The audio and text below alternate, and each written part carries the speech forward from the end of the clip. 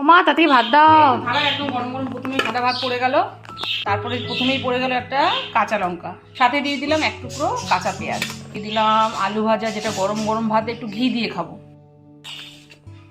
দিয়ে দিলাম খারকোলের ডাঁটা, আলু দিয়ে রসুন দিয়ে কাঁচা লঙ্কা দিয়ে একটা তেল তেল ভাজা ভাজা মতো করেছি। তারপরে দিয়ে দিলাম মানকচু সেদ্ধ, সাথে দিয়ে দিলাম আলু ফুলকপির একটা সিম্পল তরকারি। ফুলকপি আমার মেয়ের ভীষণ পছন্দের, মেয়ের জন্য মাঝে মাঝে করতেই হয়। সাথে দিয়ে দিলাম ফ্যাসা মাছ। এই মাছটা জানো তো, ছোটোবেলায় আমার মেয়ে বলতো ইলিশ মাছের ভাই।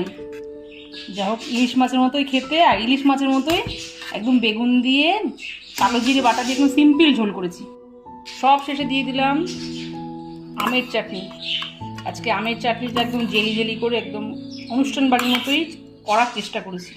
প্রথমেই থালায় পড়ে গেলো আলু ফুলকপির তরকারি, তারপরে দিয়ে দিলাম ফ্যাসা মাছের বেগুন দিয়ে একদম সিম্পল ঝোল, সব শেষে দিয়ে দিলাম আমের চাটনি।